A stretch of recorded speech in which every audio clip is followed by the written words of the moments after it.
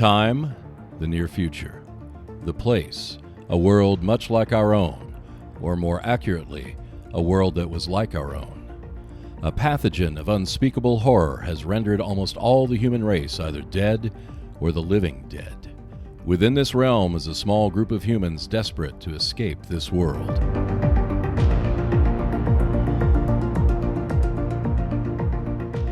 The professor, his daughter, and a ragtag group of men wait for a dimensional door to open into another reality.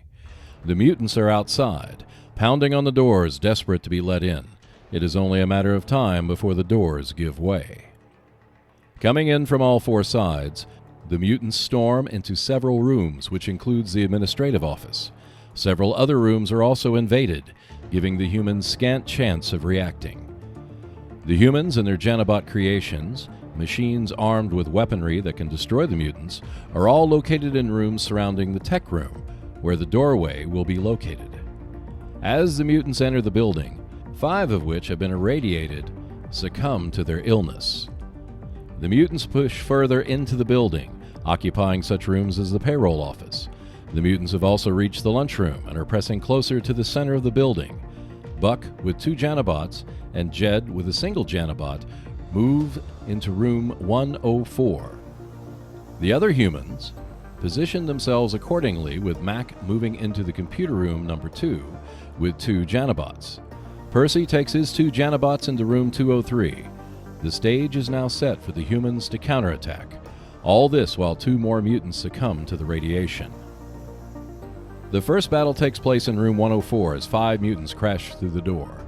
They are met by Buck, Jeb, and 4 Janobots.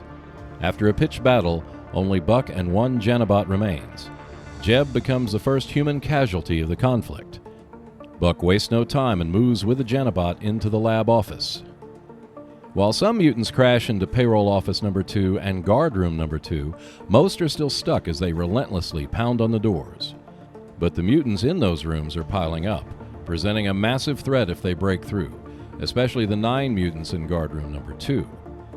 The humans move in to protect the central area of the building.